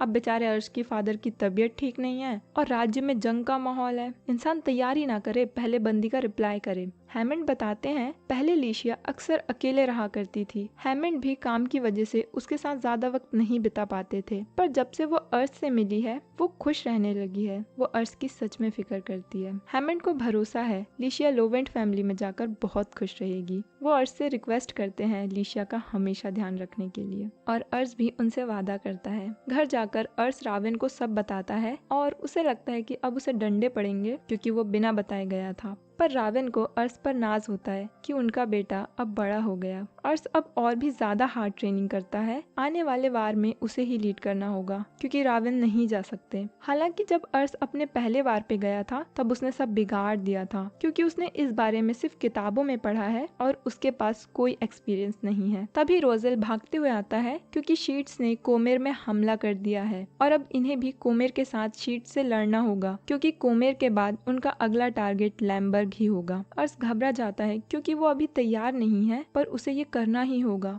वो सभी सैनिकों को इकट्ठा करता है अपना प्लान बताने के लिए, पर तभी रावेन वहाँ आते हैं और वो अर्स को वार में जाने से मना करते हैं। अर्स कहता है पर आपकी हालत इतनी अच्छी नहीं है कि आप जाओ। रावेन कहते हैं अगर उन्हें कुछ हुआ भी तो कम से कम वो अपना कर्तव्य निभाते हुए शहीद होंगे, पर फिर भी अर्स उन्हें नहीं जाने देना चाहता था। अब रावेन एक क्रिमिनल को बुलाते हैं जिसने हर तरह के पाप किए हैं, चोरी, चकारी, मर्डर, और इसका मृत्यु दंड रावेन की खराब तबीयत की वजह से रुका हुआ था, पर अब उसे सजा दी जाएगी और अर्स को ये सब देखना होगा। अगर अर्स बिना कुछ फील किए सब देख लेगा तो उसे रावेन वार में जाने देंगे क्योंकि वहाँ तो उसे कई लोगों को मरते हुए देखना होगा और कई लोगों को मारना भी होगा। अब लॉर्ड रावेन के कहने पर एक कुल्हाड़ी से उस क्रिमिनल का सर काट दिया जाता है। अर्स ये नहीं देख पाता, वो अंदर से टूट जाता है और वहीं पर बैठकर रोने लगता है। रावेन उसे समझाते हैं जब उन्होंने पहली बार किसी को मरते हुए देखा था तब वो भी ऐसे ही रो रहे थे। अर्स अभी वार में जाने के लिए तैयार नहीं है। लॉर्ड रावेन सभी सैनिकों को और इन तीनों को लेकर वार में चले जाते हैं, पर अर्स वहीं बैठा रह जाता है। उसे अपने फादर की बात समझ आती है कि वो उसे क्यों नहीं जाने देना चाहते थे। कमेरा के कासल पर दोनों किंगडम्स की सेना युद्ध कर रही थी जिसे लॉर्ड रावेन लीड कर रहे थे। उनके साथ रिट्स था, रोजेल था और शार्लेट भी थी। ये युद्ध 1 महीने तक चला जिसमें रावेन की हालत खराब हो चुकी थी, पर फिर भी वो ये जंग जीत जाते हैं। रावेन लड़ते लड़ते बेहोश हो जाते हैं और उन्हें उठाकर घर लाया जाता है। अर्स अपने सभी दोस्तों का वेलकम करता है और अपने फादर से मिले बिना ही दोबारा ट्रेनिंग करने चले जाता है। तभी लोवेंट हाउस में लीशिया आती है जिसे अर्स की चिंता हो रही थी क्योंकि अर्स अपने खतों में अलग तरह से बात कर रहा है। रिट्स उसे बताता है अर्स इस वक्त अपनी फीलिंग से लड़ रहा है। उसे गिल्ट है कि वो युद्ध में नहीं जा सका और उसकी वजह से उसके फादर की यह हालत हो गई। लीशिया तुरंत ही अर्स से मिलने ट्रेनिंग ग्राउंड में जाती है, पर जब वो उसे ट्रेनिंग करते हुए देखती है तो वो उसे डिस्टर्ब नहीं करती क्योंकि वो अर्स की फीलिंग्स को समझ पा रही थी। तभी एक मेड भागते हुए आती है और बताती है लॉर्ड रावेन को होश आ गया है, पर वो सबसे पहले इन तीनों से मिलना चाहते हैं। ये लोग रावेन के पास जाते हैं और रावेन इनसे पूछते हैं इन्हें यहाँ अपनी जिंदगी कैसी लगती है। रिट्स के लिए तो ये स्वर्ग की तरह है। रोजेल को यहाँ पर बहुत मजा आ रहा है और शार्लेट के लिए ये घर है। राविन जानते हैं उनके पास ज्यादा वक्त नहीं है और वो इनसे कहते हैं, जब अर्श तुम्हें यहाँ लाया था तो मुझे पता नहीं था कि तुम क्या करोगे, पर आज तुम तीनों हमारे डोमेन का एक अहम हिस्सा बन चुके हो। देखो अर्श अभी छोटा है, उसे लीडरशिप के बारे में कुछ नहीं पता और अब मेरे पास इतना वक्त नहीं है कि मैं उसे कुछ सिखा पाऊँ, इसीलिए मैं सब कुछ तुम्हारे हवाले छोड़ता हूँ। प्लीज हमेशा अर्श के साथ रहना। ये तीनों लॉर्ड से प्रॉमिस करते हैं कि वो हमेशा अर्श के लिए लॉयल रहेंगे और कभी उसका साथ नहीं छोड़ेंगे। तीनों राविन का शुक्रिया अदा करते हैं उन्हें अपने घर में जगह देने के लिए। इनके बाद राविन लीशिया से मिलते हैं। लीशिया पहली बार राविन से मिल रही थी, इसीलिए वो अपना ऑफिशियल इंट्रोडक्शन देती है, पर राविन कहते हैं कि वो लोग तो पहले भी मिल चुके हैं। दरअसल तब राविन को लगा था लीशिया बहुत सेंसिटिव बच्ची है, पर बाद में उन्हें पता चला कि वो बहुत काइंड है और उन्हें अपने बेटे के लिए ऐसी ही लड़की चाहिए थी। लीशिया भी राविन को बताती है अर्श बहुत ज्यादा मेहनत कर रहा है अपने फादर के लिए, अपने फादर की तरह बनने के लिए। जिसके बाद वो अर्श को बुलाते हैं। अर्श ने अपने पिता की बीमारी पर बहुत ज्यादा रिसर्च की थी और वो उनके लिए बहुत सारी दवाइयाँ भी लाया था, जिसे देखकर राविन कहते हैं तुम अब बड़े हो गए हो। वो अर्श को बताते हैं उनका जन्म एक छोटे से गाँव में हुआ था जिसका लॉर्ड बहुत बुरा था। वो लोगों से बहुत ज्यादा टैक्स वसूलता था और लोगों पर अत्याचार करता था। राविन को ये सब मंजूर नहीं था, इसलिए वो भागकर सिटी आ गए, जहाँ उन्होंने गवर्नर को देखा जो कि एक पूरे राज्य को लीड करता है और बस तभी से उन्होंने ठान लिया कि उन्हें भी ऐसा ही कुछ बनना है। राविन ने खुद से तलवार चलाना सीखा और एक सोल्जर बन गए। वो अपनी पूरी ताकत से लड़े और नाम कमाया, जिसके बाद लॉर्ड लुमेर ने उन्हें खुद का एक डोमेन लैम्बर्ग दे दिया। यहाँ के सभी लोग राविन के लिए बहुत ज्यादा इम्पोर्टेंट है और वो सभी को प्रोटेक्ट करना चाहते हैं। लास्ट में वो अर्श को अपना ध्यान रखने के लिए बोलते हैं। अब अर्श अपनी जिम्मेदारियों के लिए तैयार था। ये लोग पूरी रात बात करते हैं और बेचारे अर्श की हालत खराब हो रही थी क्योंकि उसे सोने भी जाना था। अगली सुबह खबर मिलती है लॉर्ड राविन चल बसे। पूरा लैम्बर्ग लॉर्ड राविन को अलविदा करता है। अर्श अनाउंस करता है अब से वो लैम्बर्ग का लॉर्ड है। वो लैम्बर्ग के सभी लोगों की रिस्पॉन्सिबिलिटी अपने ऊपर लेता है। वो उनसे प्रॉमिस करता है वो इन लोगों की हमेशा हिफाजत करेगा। सभी लोगों को लॉर्ड अर्श पर पूरा भरोसा था। वो अपना सर झुकाकर अपने नए लॉर्ड को ग्रीट करते हैं। 3 महीने बीत जाते हैं। अर्श अपने डैड से मिलने के बाद अगली मीटिंग के लिए जाता है। वहाँ सभी लोग राविन के लिए 2 मिनट का मौन रखते हैं। इस बार अर्श खुद को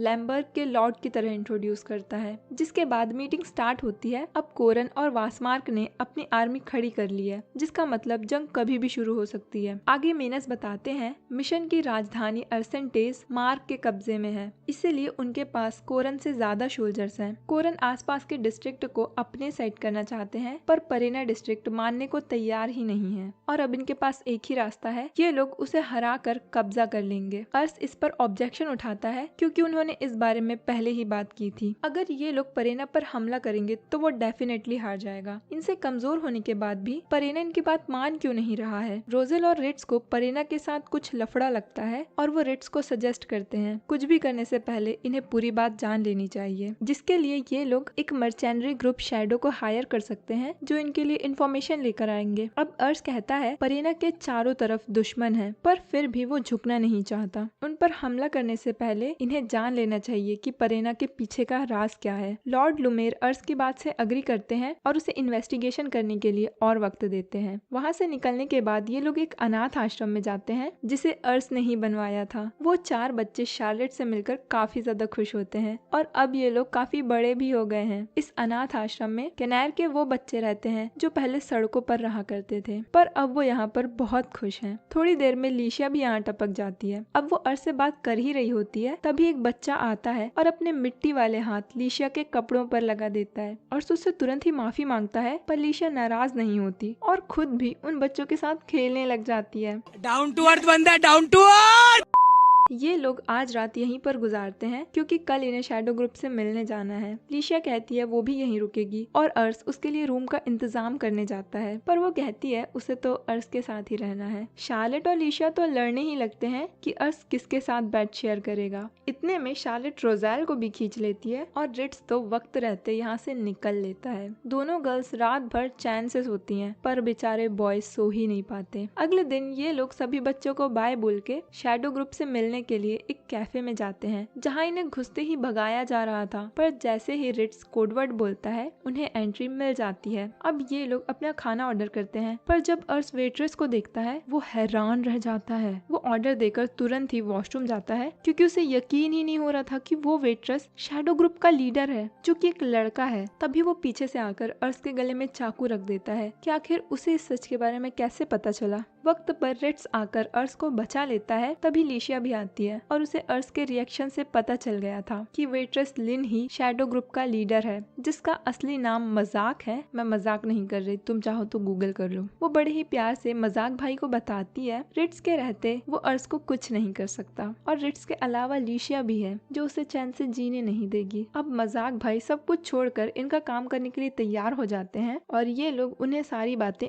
अच्छे से समझा देते हैं। कुछ दिनों बाद ये लोग फिर से आते हैं और मजाक भाई इन्हें एक डॉक्यूमेंट देते हैं। इसमें उन सभी नोबल के सील और सिग्नेचर थे जो मार्क के साइड हैं। इसमें परेना का भी नाम था। रिट्स नोटिस करता है इसमें मासा भी है, पर वो तो कोरन के साइड थे। अगर ये सील और साइन जेन्युइन है तो इसका मतलब मासा ने कोरन के साथ धोखा किया है। मासा का सपोर्ट होने की वजह से परेना इनसे डर नहीं रहा है, क्योंकि अगर इन्होंने परेना को कुछ किया तो पीछे से मासा इन पर हमला कर देगा। अब अर्स को मजाक भाई बहुत ज्यादा कूल लगते हैं क्योंकि वो इनके लिए इतनी कीमती जानकारी लेकर आए, और तो और वो लोगों को हर दिन बेवकूफ बनाते हैं कि वो एक लड़की है। ये लोग मासा के बारे में लॉर्ड लुमेर को बताते हैं। लुमेर इनका शुक्रिया अदा करते हैं कि इन लोगों ने इतनी बड़ी मुसीबत को टाल दिया। तभी मिनस नोटिस करता है मासा वाला सील और सिग्नेचर फेक है। इसका मतलब मासा किसी के साथ धोखा नहीं कर रहा, मार्क परेना के साथ धोखा कर रहा है, उन्हें यकीन दिलाकर कि उनके पास मासा का सपोर्ट है। असल में उन्हें तो बस परेना में पाए जाने वाले मैजिक स्टोन्स चाहिए थे, फिर भले ही परेना के साथ कुछ भी हो, उन्हें क्या मतलब। अब अर्स मासा के लीडर को सारी बातें बताता है कि मार्क कितना धोखेबाज है, वो उनके नाम का गलत इस्तेमाल कर रहा है। अर्स लॉर्ड से एक लेटर की रिक्वेस्ट करता है ताकि वो परेना के सामने मार्क की सच्चाई ला सके।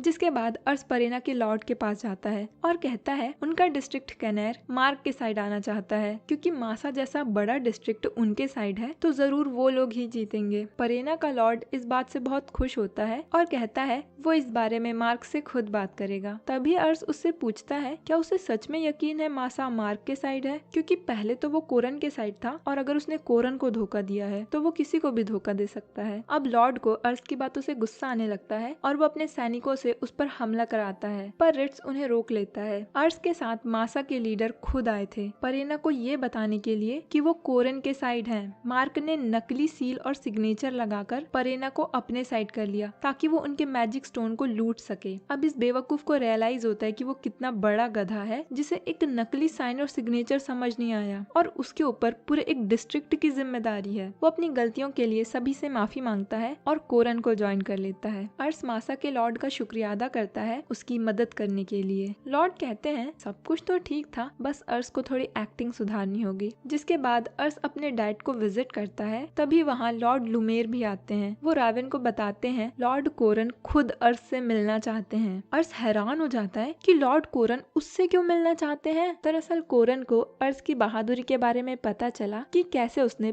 परेना को बर्बाद होने से बचा लिया। अर्स तो जाने से ही मना कर देता है, पर रिट्स और रॉसेल उसे समझाते हैं यही मौका है जब वो अपने लैम्बर्ग का नाम रोशन कर सकता है। अब अगले दिन मस्त तैयार वैयार होकर ये लोग कोरन से मिलने निकल जाते हैं। अर्स पूरे रास्ते भर नर्वस था कि कहीं वो सबके सामने अपनी बेइज्जती ना करवा ले। काफी देर चलने के बाद ये लोग सैम्पलार सिटी एंटर करते हैं जो कि बहुत बड़ी और खूबसूरत है। ये लोग कासल में एंटर करते हैं और सभी लोग बस अर्स को ही घूरे जा रहे थे कि ये बच्चा किसका खो गया यहाँ। तभी उसे लॉर्ड लुमेर अपने पास बुलाते हैं और उसे लोगों से इंट्रोड्यूस करवाते हैं। जिसके बाद लॉर्ड कोरन आते हैं। सभी लोग उन्हें ग्रीट करने के लिए अपना सर झुकाते हैं। अर्स कोरन के स्टैट्स देखता है और हैरान रह जाता है कि कोई इतना स्किल्ड भी हो सकता है। लॉर्ड कोरन सभी को ग्रीट करते हैं और बताते हैं कैसे उनके छोटे भाई ने उनके साथ ही धोखा कर दिया और अगर वो लड़ाई जीत गया तो पूरा समरफोर्थ बर्बाद हो जाएगा। 200 साल पहले जो समरफोर्थ की पावर्स थी अब वो नहीं रही। पर लॉर्ड कोमेर प्रॉमिस करते हैं वो मार्क को नहीं जीतने देंगे और समरफोर्थ को बचा लेंगे। पर वो ये अकेले नहीं कर सकते,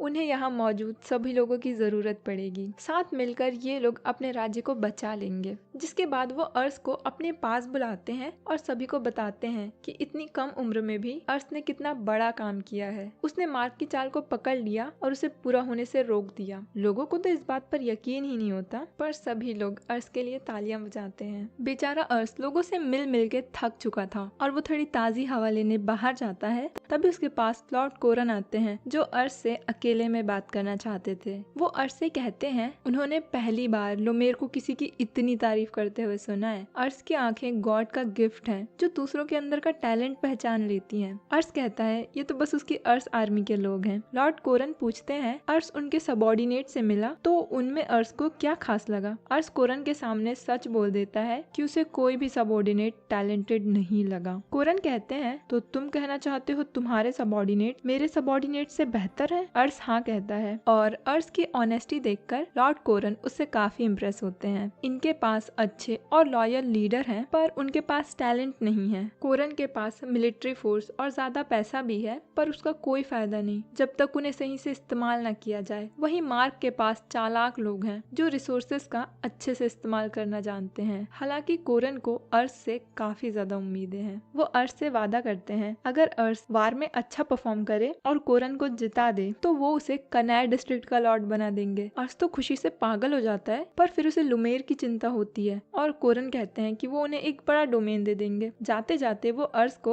अगली वार काउंसिल में भी इनवाइट करते हैं उसके सबॉर्डिनेट्स के साथ। अर्स खुद से वादा करता है कि वो अपना बेस्ट देगा। दूसरी तरफ मार्क को परेना के बारे में पता चल गया था कि उन्होंने अब साइड बदल ली है पर इस बात का इन्हें कोई गम नहीं था क्योंकि इन्होंने काफी ज्यादा मैजिक स्टोन उनसे लूट लिए हैं। मार्क चाहता है थॉमस की बहन मिराई भी उसे ज्वाइन करे। थॉमस बताता है वो एक नंबर की दरुई है, पूरे वक्त बस दारू पी के पड़े रहती है, वो कोई काम की नहीं है। पर मार्क को किसी भी हालत में वो अपने साथ चाहिए थी क्योंकि उसे मिराई के टैलेंट पर भरोसा है। वापस आकर अर्स रिट्स को बताता है कि उन्हें और भी टैलेंटेड लोगों को ढूंढने की जरूरत है और रिट्स उसे एडवाइस देता है कि वो शैडो की हेल्प ले सकते हैं। मजाक भाई इनकी मदद करने के लिए तैयार हो जाते हैं और जब अर्स वापस आ रहा होता है तब वो एक दरुई औरत से टकरा जाता है और जमीन चाट लेता है। वो नशेड़ी माफी मांगती है और लिन के कैफे में आती है वहाँ जॉब मांगने के लिए। लिन के रिक्वेस्ट करने पर ओनर उसे काम पर रख लेते हैं पर वो कुछ काम तो करती नहीं है, बस काम बढ़ाती है। लोगों को गलत ऑर्डर देना, काम के बीच में दारू पीना, लोगों के ऊपर खाना गिराना, इसे बस यही आता है। मजाक भाई उर्फ लिन की वो पहले कहाँ काम किया करती थी। वो बताती है कि उसका एक भाई भी है। ये दोनों बचपन से ही गरीब थे पर एक बूढ़े ने इन्हें सहारा दिया और ये लोग उसी के लिए काम करते थे। पर थोड़े टाइम पहले वो बुढ़ा निपट गया। ये बुढ़ा वही गवर्नर है जिसका मर्डर हो गया और उसके बच्चे अब जायदाद के लिए लड़ रहे हैं। मिरेई ने काम छोड़ दिया था क्योंकि वो वहाँ पर बोर हो गई थी। अब मजाक भाई मिरेई को अर्स के पास लेकर जाते हैं। अर्स उसके स्टैट्स देखता है और पागल हो जाता है क्योंकि मिरेई हर चीज में अच्छी है, हर चीज में, और वो किसी भी तरह से इसे अपनी आर्मी में रखना चाहता है। रिट्स और रोजेल अर्स को सजेस्ट करते हैं उसे इस औरत को #अर्स आर्मी में नहीं रखना चाहिए क्योंकि ये पहले गवर्नर के लिए काम करती थी और हो सकता है ये एक जासूस की तरह यहाँ आई हो क्योंकि इसका भाई थॉमस मार्क के लिए काम करता है। सब लोग अर्स को बहुत मना करते हैं पर फिर भी अर्स उसे हायर कर लेता है क्योंकि वो किसी इतने टैलेंटेड को हाथ से जाने नहीं दे सकता था। अब अगले दिन रिट्स अर्स को बताता है मिरेई लोगों को सिखाना छोड़कर पूरे दिन दारू पीकर पड़े रहती है और जब ग्राउंड में आती है तब भी बस दारू ही पीते रहती है। जिसके बाद रोजेल वहाँ भागते हुए आता है और बताता है मिरेई ट्रेनिंग के नाम पर उसके पीछे कुत्ता दौड़ा रही थी। तभी इन्हें एक ब्लास्ट की आवाज आती है और सभी सैनिक तैयार होकर बाहर निकलते हैं क्योंकि उन्हें लगा कि दुश्मनों ने इन पर हमला कर दिया है। पर मिरेई तो बस शार्लेट का मैजिक दिखना चाहती थी। यहाँ सभी लोग मिरेई से परेशान हो चुके हैं, इवन मेड्स भी। अर्स और शार्लेट को छोड़कर सभी लोग चाहते थे कि मिरेई यहाँ से चली जाए। मिरेई को रियलाइज होता है अगर उसे यहाँ रहना है तो उसे खुद को साबित करना होगा, जिसके लिए ये लोग एक मॉक बैटल करेंगे। रिट्स तो बस मिरेई को किसी भी हालत में भगाना चाहता था। रूल्स बस इतने थे, जो पहले दुश्मन के जनरल को मारेगा वो बैटल जीत जाएगा। जिसके बाद अब टीम बटनी थी। मिरेई की टीम में सिर्फ अर्स था और कोई भी नहीं। कोई एक सोल्जर भी मिरेई की टीम में जाना ही नहीं चाहता था। शार्लेट दूसरी टीम में थी क्योंकि वो मिरेई से फाइट करना चाहती थी। एंड में नए और कमजोर लोगों को मिरेई की टीम में भेज देते हैं ताकि वो लोग हार जाएं। अब ये लोग अपनी अपनी पोजीशन ले लेते हैं। अर्स मिरेई से पूछता है क्या वो जीत भी पाएंगे, क्योंकि दूसरी टीम में रेड्स है जो खुद में ही वन मैन आर्मी है, और तो और उनके पास शार्लेट है जो कमाल की जादूगर है। मिरेई सोल्जर्स के मुंह में कह देती है नॉर्मल सिचुएशन में तो हमारा जीतना नामुमकिन है क्योंकि हमारी टीम में लूजर्स भरे पड़े हैं। वो लोग कहते हैं मिरेई को ऐसा नहीं कहना चाहिए, वो लोग अभी नए हैं और अभी सीख रहे हैं। दूसरी तरफ रेड्स का प्लान था उनकी टीम में 2 यूनिट बनेगी। आगे रेड्स होगा जिसके साथ आधी सेना होगी और उसके थोड़ा पीछे रोज़ेल होगा जिसके पास आधी सेना होगी, और शार्लेट भी उसी के साथ होगी। अगर मिरेई रोज़ेल पर अटैक करेगी तो शार्लेट साउंड मैजिक का यूज करके इन्हें सिग्नल देगी जिससे रेड्स अपनी सेना को वापस लेकर आएगा और ये लोग अपने जनरल को बचा लेंगे। रेड्स को पूरा यकीन था कि वो ही ये बैटल जीतेगा क्योंकि उसके पास बेहतरीन सोल्जर है। अब बैटल शुरू होती है। रेड्स प्लान के मुताबिक आगे जा रहा था, तभी उसे पीछे से साउंड मैजिक की आवाज आती है और वो भागते हुए वापस जाता है। पर ये शार्लेट ने नहीं बल्कि मिरेई के टीम के एक सोल्जर ने किया था। वो कहता है कि उन्हें रेड्स की टीम ज्वाइन करनी है, जिसके बदले में वो इन्हें मिरेई का प्लान भी बता देगा। मिरेई का प्लान था कि वो रेड्स की यूनिट को ट्रेनिंग एरिया में ले जाकर बंद कर देगी और दूसरी यूनिट के जनरल रोज़ेल को मारकर जीत जाएगी। पर रेड्स को यकीन था अर्स इतने घटिया प्लान के लिए तो कभी हामी नहीं भरेगा। वो लड़का कहता है हाँ मैं झूठ बोल रहा था,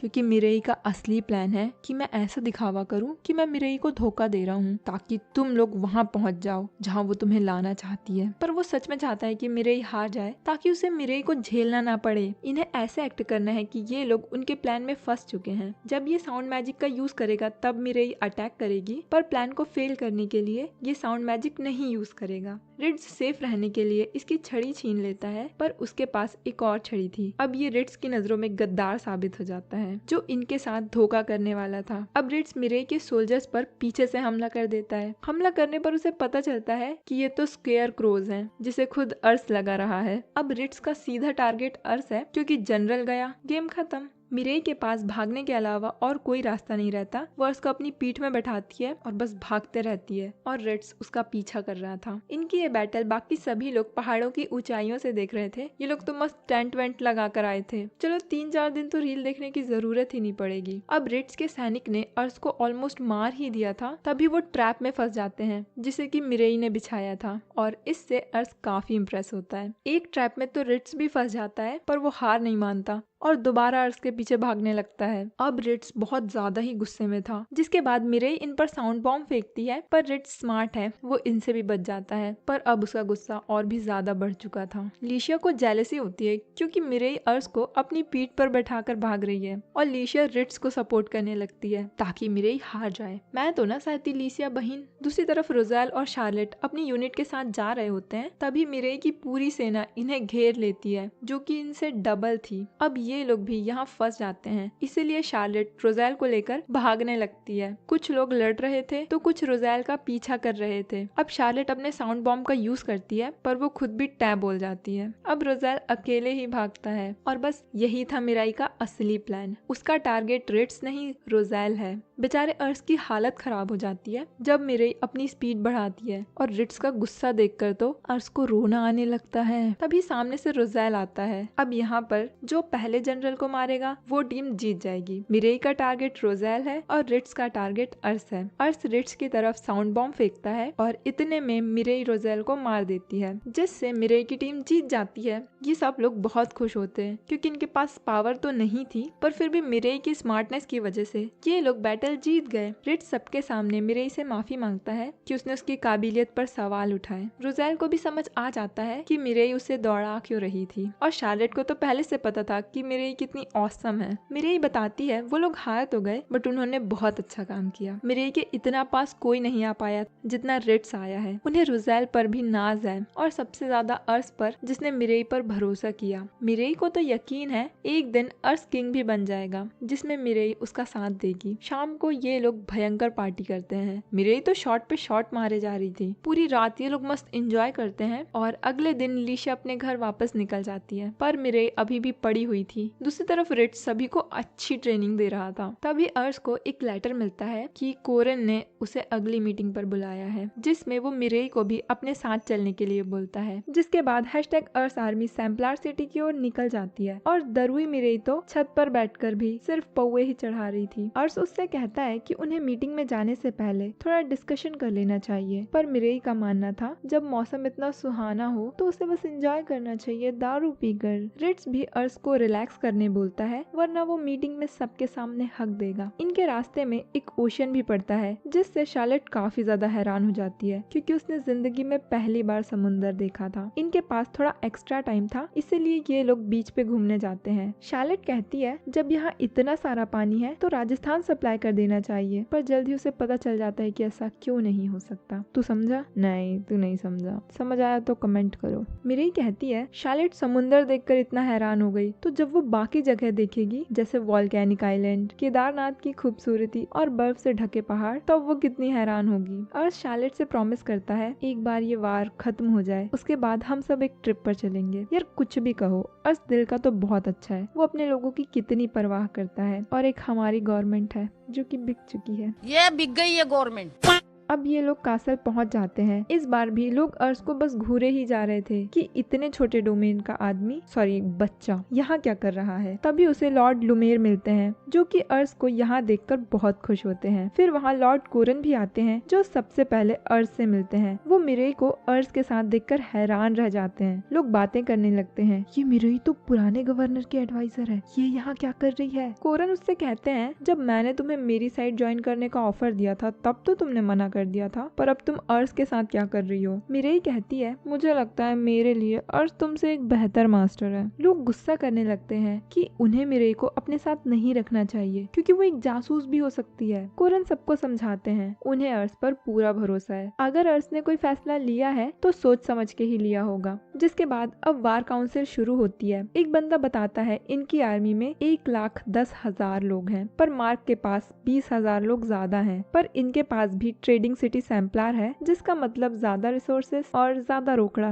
कोरन कहता है मार्क के पास ज्यादा टैलेंटेड लोग भी हैं, इसका मतलब कोरन के जीतने के चांसेस कम हैं। अब दूसरा बंदा सजेस्ट करता है कि कोरन को ईस्ट की एक सिटी बेल्जर्ट को अपने कब्जे में ले लेना चाहिए क्योंकि बेल्जर्ट में सिक्योरिटी कम है और वो एक बड़ी सिटी है, जिससे वहाँ के सारे नोबल्स इनकी साइड हो जाएंगे। सभी को ये आइडिया बहुत पसंद आता है। तभी मिरेई उठती है और सबकी बेइज्जती करते हुए कहती है तुम सब कितने बेवकूफ हो जिन्हें ये सड़ा सा आइडिया पसंद आया। लोगों को तो गुस्सा ही आ जाता है और वो मिरेई पर हमला करने लगते हैं, पर कोरन उन्हें रोक देते हैं और मिरेई की पूरी बात सुनते हैं। अगेन मिरेई सबसे पहले बेइज्जती करती है, फिर समझाती है कि अगर ये लोग बेल्जर्ट पर हमला करेंगे तो यकीनन मार्क सैम्पलर पर हमला करेगा और ये लोग उसे बचाने के चक्कर में बेल्जर्ट को छोड़कर आएंगे। इससे इनकी कितनी बेइज्जती होगी। लोग इन्हें कायर भगोड़े कहेंगे और जो लोग अभी इनकी साइड हैं वो भी इनकी साइड छोड़कर मार्क के पास चले जाएंगे। असल में मार्क तब तक हमला नहीं करेगा जब तक उसके जीतने के चांसेस 100% हो और फिलहाल कोरन के जीतने के चांसेस ज्यादा हैं। तो अभी तो ये लोग सेफ हैं, पर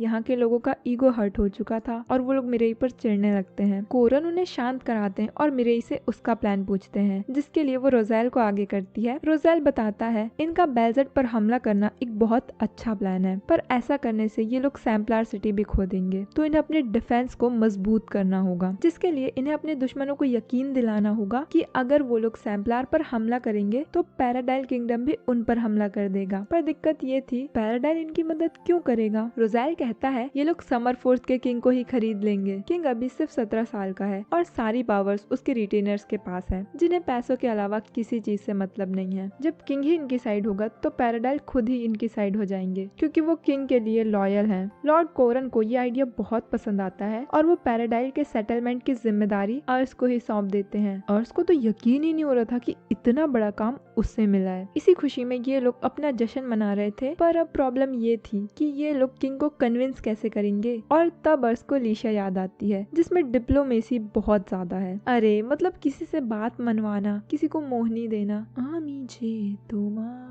लीशा तो अर्श को देखकर पागल ही हो जाती है और वो उसकी बात सुनना छोड़कर खुद ही चपड़ चपड़ लगे रहती है। वो अर्श को अपना शहर दिखाती है क्योंकि अर्श यहाँ पहली बार आया था और उसे अब अर्श और भी ज्यादा पसंद है क्योंकि वो एक अच्छा लीडर है। अब बातें करते करते लीशिया अर्श के क्लोज आ जाती है और अर्श को लगता है आज तो उसकी लॉटरी ही लग गई, क्योंकि उसे चुम्मी जो मिलने वाली थी। पर तभी अचानक से लीशिया को याद आता है उसने अर्श को अपना गार्डन तो दिखाया ही नहीं। अब अर्श लीशिया से काम की बात करता है कि उसे लीशिया की जरूरत है, पर वो सेफ्टी की गारंटी नहीं दे सकता क्योंकि उन्हें दूसरे किंगडम जाना होगा। लीशिया तो अर्श के साथ जाने के लिए एक टांग से तैयार हो जाती है, पर बदले में अर्श को कुछ देना होगा। समझ रहे हो?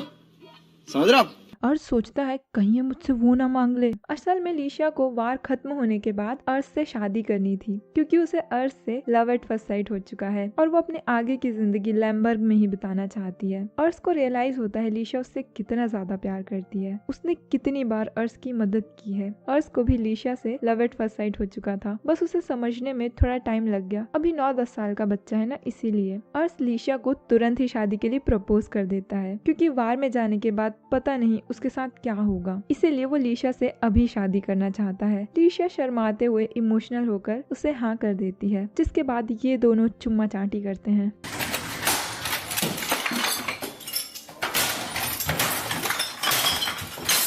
बस भाई बस बस बहुत हो गया, अब नहीं देख सकती मैं। सेम ऐसा ही रिएक्शन लीशिया के बाप का भी था जब उसने अपनी शादी की बात बताई, पर फिर भी वो अपने अब्बा को मना लेती है। चलो किसी के अब्बा तो माने। और इसी बात पर ये लोग खूब जश्न मनाते हैं और ऐसे इन दोनों की शादी हो जाती है। यार लेकिन बाल विवाह करना तो इलीगल है ना? ओ सॉरी, ये तो राजस्थान से है।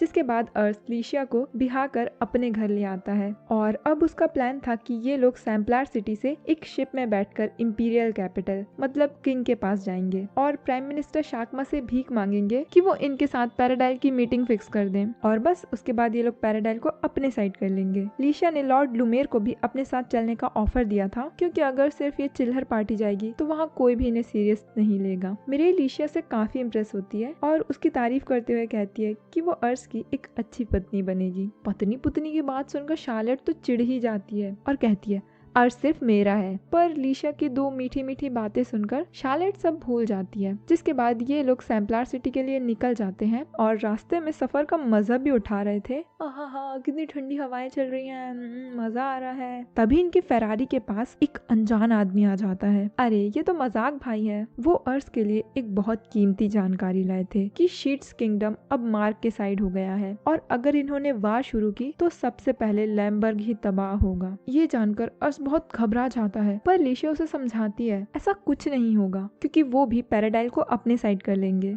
जिससे अगर मार्क ने उन पर हमला किया भी तो पैराडाइल उन पर ही हमला कर देगा, जिससे उनका भी उतना ही नुकसान होगा। इसीलिए वो लोग वार नहीं छेड़ेंगे। ये सुनकर अर्श को काफी सुकून मिलता है। कुछ ही देर में ये लोग सैम्पलार पहुंच जाते हैं। कोरन इन्हें बताते हैं मार्क शीट्स के साथ मिल गया है, जिस पर लीशिया कहती है वो भी पैराडाइल को अपने साइड कर लेंगे और शीट्स को समझा देंगे अगर वो लोग उंगली करेंगे तो उनकी उंगली भी तोड़ दी जाएगी। अब कोरन भी लीशिया से इम्प्रेस हो जाते हैं और अर्श से पूछते हैं क्या ये तुम्हारी छोटी बहन है? अर्श तो भाई चिढ़ जाता है, बहन होगी तेरी साले, बंदी है मेरी। वेल ऐसे नहीं बोलता, प्यार से बताता है कि उसकी गर्लफ्रेंड सॉरी पत्नी है। भूल जाती हूँ ना कि ये राजस्थान से है। फिर वहाँ लॉर्ड कोरन का बेटा लैंग आता है जो कि 20 साल का है और वो #अर्श आर्मी का मजाक उड़ाता है कि ये बच्चे क्या नेगोशिएशन करेंगे। कोरन उसे अपने टीममेट की डिसरिस्पेक्ट करने के लिए डांटते हैं। जिसके बाद कोरन अर्श से अकेले में पूछते हैं क्या अर्श को लैंग में कोई टैलेंट नजर आया? अर्श कहता है लैंग के स्टैट्स उतने हाई नहीं है, पर वो इतना काबिल है कि आगे राजपाट संभाल लेगा। ये सुनकर लॉर्ड कोरन को काफी शांति मिलती है। अब ये लोग इंपीरियल कैपिटल के लिए निकल रहे थे और लैंग भी इनके ही साथ जाना चाहता था, क्योंकि वो इन लोगों को बस छोटे बच्चे समझता है जो मिट्टी में कंचे खेलते हैं और खुद नीरज चोपड़ा से भी लंबी लंबी फेंकता है कि वो अर्श के साथ जाकर उसका काम करवा देगा और अपने किंगडम को बचा लेगा। पर जब इनकी शिप चलने लगती है तो सबसे पहले इसे ही उल्टियां होती हैं मोशन सिकनेस की वजह से। वैसे शार्लेट को छोड़ के सभी का यही हाल था। तभी इन्हें एक बोट पर कुछ लोग हेल्प मांगते हुए नजर आते हैं। ये लोग उनकी मदद करते हैं, पर जैसे ही शार्लेट उनके पास जाती है उनमें से एक बंदा शार्लेट के गले पर चाकू रख देता है और इन लोगों से उनका सारा पैसा मांगता है। ये लो वन पीस भी यहीं देख लो। पर इस वाले में एक फर्क है, ये वन पीस एक ही मिनट में खत्म हो जाता है, क्योंकि शार्लेट एक कमाल की जादूगर है। वो इन लुटेरों को बंदी बना लेती है। अरे गर्लफ्रेंड वाला बंदी नहीं यार, कैदी वाला। लैंग फिर से आगे आगे होता है और इन लोगों को सजा दिलाने की बात करता है। तभी अर्स नोटिस करता है इनके पास रसोड़े वाला चाकू है, जिसका मतलब ये लोग समुद्री लुटेरे नहीं हैं। वो लोग बताते हैं कि वो इंपीरियल कैपिटल के मछुआरे हैं, पर पैसों की दिक्कत की वजह से ये लोग बहुत ज्यादा कर्ज में आ चुके हैं और उसी कर्ज को चुकाने के लिए इन्हें चोरी चकारी करनी पड़ती है। लैंग को फिर भी इनसे कोई मतलब नहीं था, वो तो बस इन्हें सजा दिलाना चाहता है। पर अर्स इन्हें कुछ कीमती चीज देता है जिसे बेचकर इन्हें अच्छा पैसा मिल जाएगा। एक सेंस में अर्स इन्हें लोन दे रहा है, वो भी नो कॉस्ट EMI पर ये बात लैंग को पसंद नहीं आती कि अर्स इन पर कैसे भरोसा कर सकता है। अर्स उसे समझाता है वो लॉर्ड ही क्या जो अपने लोगों पर भरोसा ही ना करे। जब वो अपने लोगों पर भरोसा करेगा तभी तो लोग उस पर भरोसा करेंगे। अब कुछ ही देर में ये लोग इंपीरियल कैपिटल पहुंच जाते हैं, जहां इन्हें एक ही चीज दिखती है, अमीर और गरीब के बीच का डिफरेंस। यहाँ पर सिर्फ 2 टाइप के लोग हैं, अमीर और गरीब। कोई मिडिल क्लास नहीं, कोई कुछ नहीं, क्योंकि यहाँ जो प्राइम मिनिस्टर शाकमा है उसे सिर्फ पैसों से मतलब है, अपने किंगडम के लोगों से नहीं। अब अगले दिन ये लोग शाकमा से मिलने जाते हैं और लीशा ने अपना पूरा हुलिया ही बदल लिया था। उसने बहुत महंगे कपड़े पहने हुए थे और बहुत सारी ज्वेलरी भी पहनी हुई थी। शाकमा आते ही बिना टाइम वेस्ट किए सीधा पैसों की बात करता है। वो अपना प्राइस 5000 गोल्ड कॉइन रखता है, पर दिक्कत ये थी कि इनके पास सिर्फ 2000 गोल्ड कॉइन थे। लीशा शुरुआत में 500 गोल्ड कॉइन ऑफर करती है। शाकमा डायरेक्टली कहता है उसे 5000 गोल्ड कॉइन चाहिए वरना काम नहीं होगा। अर्स की फटी पड़ी थी कि अब क्या होगा, पर लीशा मुस्कुराते हुए कहती है तुम मजाक कर रहे हो ना, क्योंकि 5000 गोल्ड कॉइन तो इंपीरियल कैपिटल के एनुअल बजट से भी ज्यादा है, इतने तो तुम्हें मिल ही नहीं सकते, इसीलिए 800 गोल्ड कॉइन में मान जाओ। पर शाकमा को तो और ज्यादा पैसे चाहिए थे और लीशा उसे 900 गोल्ड कॉइन ऑफर करती है। शाकमा इसके लिए भी मना करता है। एंड में लीशा 1000 ऑफर करती है और कहती है उनके पास सिर्फ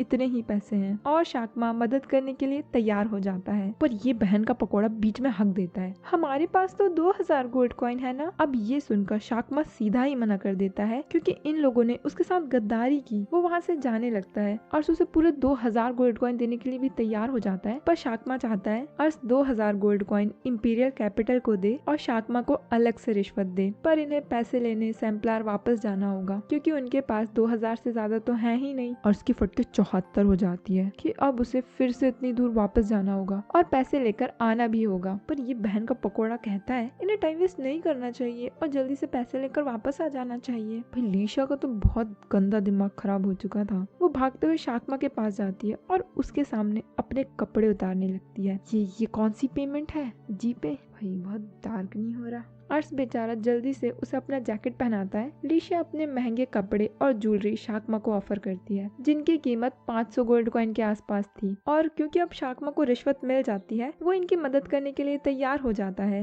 रात को ये लोग इसी मैटर में डिस्कशन कर रहे थे, पर लैंग इनसे नाराज था, क्योंकि ये लोग अपना काम निकलवाने के लिए झूठ फरेब का सहारा ले रहे हैं। लॉर्ड लुमेर उसे समझाते हैं लैंग अंबानी के घर में पैदा हुआ है और उसके पास हमेशा से इतनी पावर रही है कि उसे कभी झूठ बोलने की जरूरत ही नहीं पड़ी। पर अर्स और लीशा के पास वो पावर्स नहीं है, इसीलिए लीशा झूठी और अर्स मक्कार है। उन्हें अपने लोगों की बहुत परवाह है, इसलिए वो लोग झूठ बोल रहे हैं। पर तुम्हारे एक्स को तुम्हारी परवाह नहीं है, उसे टेक्स्ट करना बंद करो। पर अगेन इस बहन के पकोड़े को ये बात समझ नहीं आती और वो गुस्सा होकर वहाँ से चले जाता है। अगले एक हफ्ते में शाकमा ने पैराडाइल को इन्विटेशन लेटर भेज दिया था और वो लोग मीटिंग के लिए आ भी जाते हैं। पैराडाइल के मिनिस्टर कहते हैं हमें पता है तुम मिशन को एक अलग देश बनाना चाहते हो, तुम ये सब सिर्फ अपने फायदे के लिए कर रहे हो। इससे पहले कि अर्स कुछ कह पाता, मिनिस्टर उसे चुप करा देते हैं और लैंग से जवाब मांगते हैं। लैंग कहता है इंडिपेंडेंस हम नहीं, हमारा दुश्मन मार्क चाहता है, वो ही मिशन को एक अलग देश बनाना चाहता है, हम नहीं। लैंग के मुंह से ये बात सुनकर मिनिस्टर तुरंत ही इनकी मदद करने के लिए तैयार हो जाते हैं। वो अपने पड़ोसियों से अच्छे रिश्ते चाहते हैं ताकि ये लोग फ्यूचर में मिलजुल कर रह सके। अर्स को कुछ समझ ही नहीं आ रहा था कि वो लोग इतनी आसानी से तैयार कैसे हो गए। अब लीशा अर्स को बताती है उस दिन रात में नाराज होने के बाद लैंग लीशा के पास गया था। वो लीशा से माफी मांगता है उन्हें गलत समझने के लिए और लीशा की मदद भी मांगता है ताकि वो मिशन के कुछ काम आ सके।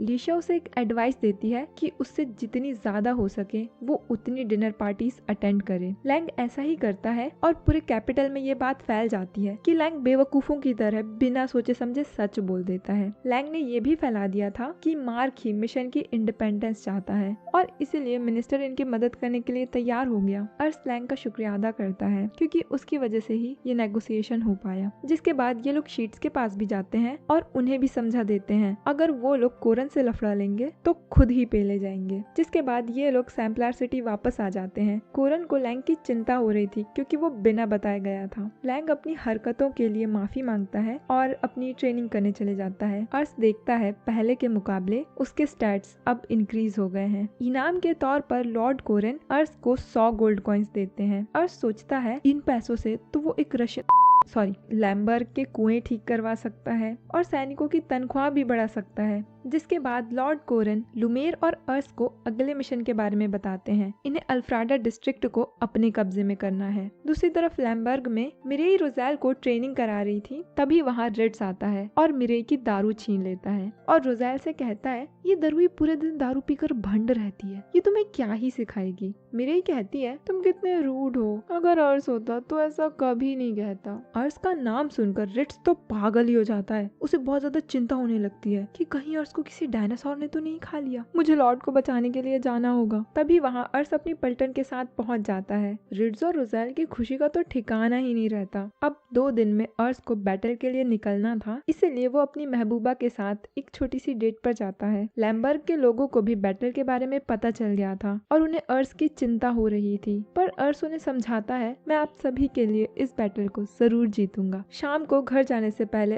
अर्स अपने फादर से मिलने जाता है। वो उनके लिए फूल भी लेकर जाता है और उन्हें सारी बातें बताता है जो भी इन 2 हफ्तों में उसके साथ हुआ। वो किन किन लोगों से मिला, उसने क्या क्या किया और अब वो अपने पहले वार में भी जा रहा है। अर्स अपने फादर का आशीर्वाद लेता है और तभी वहाँ रिट्स, शार्लेट और रोज़ेल भी आ जाते हैं। वो भी लॉर्ड ड्राविन को फूल चढ़ाते हैं और उनसे वादा करते हैं कि वो लोग इस बैटल में अर्स को जरूर जिताएंगे। अगले दिन अर्स अपनी #अर्स आर्मी के साथ सैम्पलर सिटी पहुंच जाता है। वहाँ केनैर, टॉर्बेक्वेस्टा, कुमेर और लैम्बर्ग की आर्मी थी। कोरन सभी का शुक्रिया अदा करते हैं यहाँ आने के लिए। वो सभी को बताते हैं मार्क को हराने के लिए उन्हें एर्सेंटेस को अपने कब्जे में करना होगा, जिसके लिए इन्हें सबसे पहले बर्टुडू को जीतना है। जिसके बाद ये लोग अल्फाडा और शंख सिटी को अपने कब्जे में करेंगे। लॉर्ड कोरन और बाकी सभी सैनिक बहुत ज्यादा जोश में थे बैटल में जाने के लिए और उन्हें देखकर अर्स भी जोश से भर जाता है। ये लोग अब अल्फाडा सिटी के लिए निकल जाते हैं।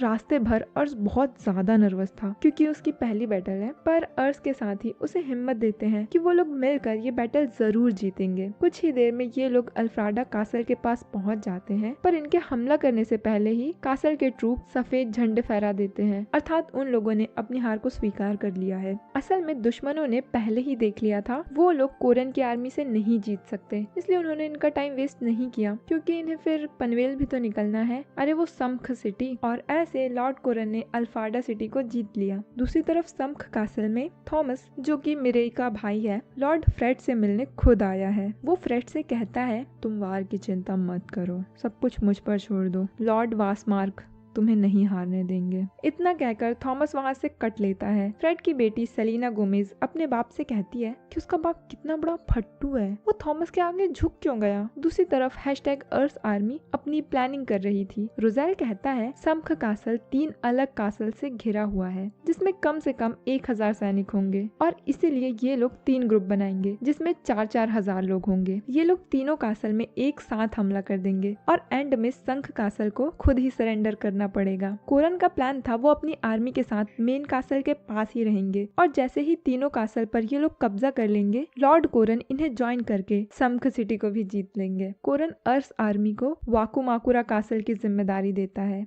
अब संडे को बढ़िया नहा धोकर ये लोग वाकुमाकुरा कासल के पास आ जाते हैं। वहीं दूसरी तरफ कासल में सेलिना गोमेज को भी इस बारे में पता चल गया था और वो अपने मैजिक से कासल पर एक बैरियर बना देती है, जिसे देखकर आर्मी के सारे मेज उस पर हमला करते हैं, पर बैरियर को कुछ नहीं होता। पर जब शार्लेट हमला करती है तो बैरियर एक ही बार में टूट जाता है, पर सेलिना गोमेज दोबारा एक बैरियर बना लेती है। ये देखकर अर्स चौंक जाता है और शार्लेट उसे बताती है वो भी कोई छोटी बच्ची नहीं है, ये तो उसके लिए दाएं हाथ का खेल है। दूसरी तरफ सेलिना भी शार्लेट के अटैक की तारीफ करती है। अब रॉबर्ट को अपने मैजिक से पता चलता है, एक मिनट, इसकी हेयर स्टाइल देखो भाई, ये सभी कैरेक्टर को लड़की बना रखा है। सॉरी, तो इसे अपने मैजिक से पता चलता है इनके तरफ 1000 ट्रूप्स की आर्मी आ रही है। सभी लोग बहुत खुश होते हैं कि जैसा रोज़ेल ने सोचा था वैसा ही हो रहा है और प्लान को फॉलो करते हुए ये लोग आसानी से जीत जाएंगे। पर तभी रॉबर्ट बताता है 1000 के पीछे 10,000 की आर्मी आ रही है।